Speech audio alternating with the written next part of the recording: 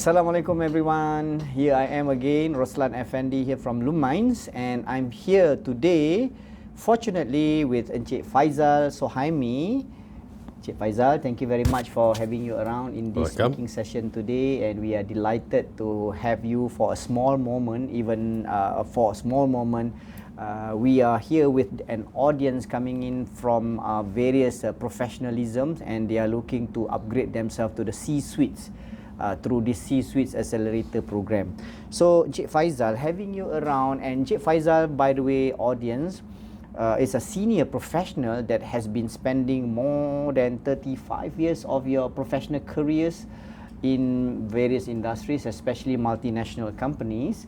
And Encik Faizal has been specializing and focusing, developing himself in the area or functional area of sales and business development, and he has had created a lot of success stories around with these companies, and I'm pretty much sure that within that moment Encik Faizal has overcome several challenges that you still can memorize it, and you can share with the audience what you have done to overcome that moment. And maybe you can, at the end of our conversation, you can leave 1 to 2 small key takeaway tips for our audience, what they can do the same if they are being challenged within the same situation.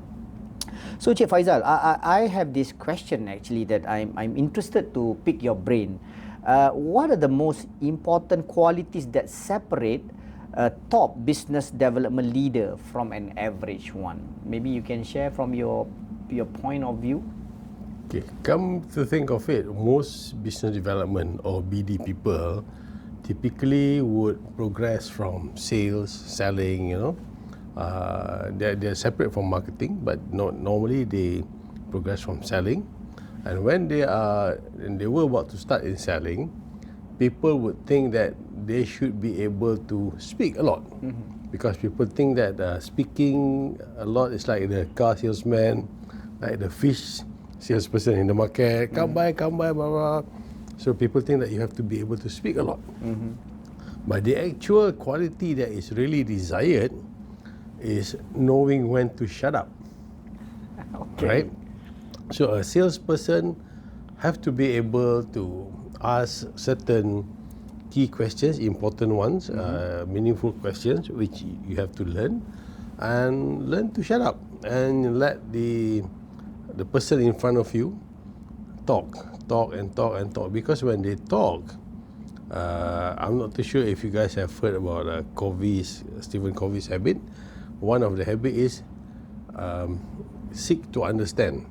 So if you are talking all the time, how would you understand? What would you listen from the person? So you ask, shut up, and listen, and ask follow-up questions from that thing, so that you keep the conversations going, and things happening, coming.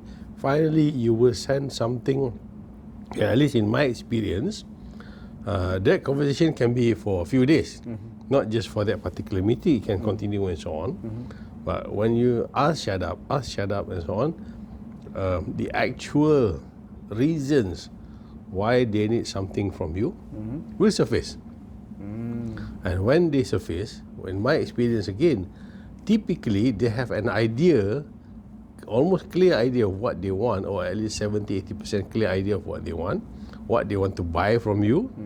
So it comes to the point when they ask you, can you facilitate this? When they ask you, can you facilitate this, it means that they say, I want to buy. So can you see that when you say, I want to buy, do I have to still sell? Do I have to close? I don't. They close it for me. I see. So the key is learn to shut up.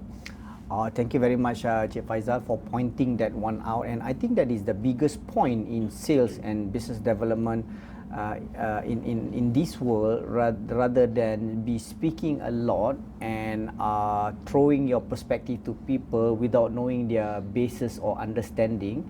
You throw a lot of questions for you to get a lot of insights, and be able to pull something for you to match the kind of solution that is matching to what they need, right? So is there a goal specifically when we are asking question to them? What we seek from that question actually, Encik Faizal? Okay, the key question for me is for you to understand two parts. One is to understand the person that is in front of you, who is in front of you, or the crowd who is in front of you, be it the CEO, be it the procurement guy, or whoever that are meeting with you, and also about the company. So these two set of questions, when you ask about the company, you will have some understanding of their habits, the culture of the company, the money that they are willing to spend, the budgets that they have, their budgeting cycle, and then when you move to the other set, is you will learn how would the CEO make a decision, how would the procurement person make a decision, and you will start to see who is the person influencing the CEO. I see. Right? So if you are talking back to the knowing how to shut up, if you don't need to shut up just now, we will keep talking about our features, our features and benefit, blah, blah, blah.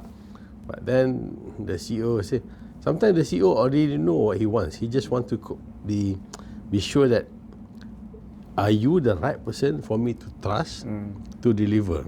Sometimes it's not really about your product and it's not about your service. He just wants to be able to trust you to deliver. I see. So this is a trust building. It's a trust building that you are going through for this question and answer process, yeah. right? So how long does it take for us to get a trust from a prospecting client like this, Encik Faizal?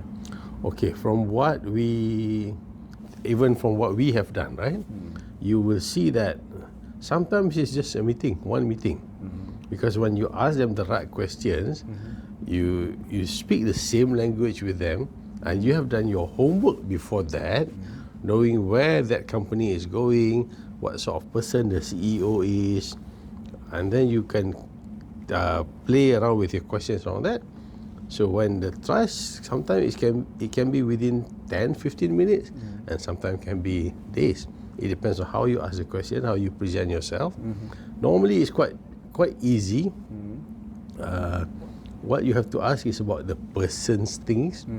If you remember, just a few minutes ago, we were asking our mentor about what he likes about flying, about flying the helicopter.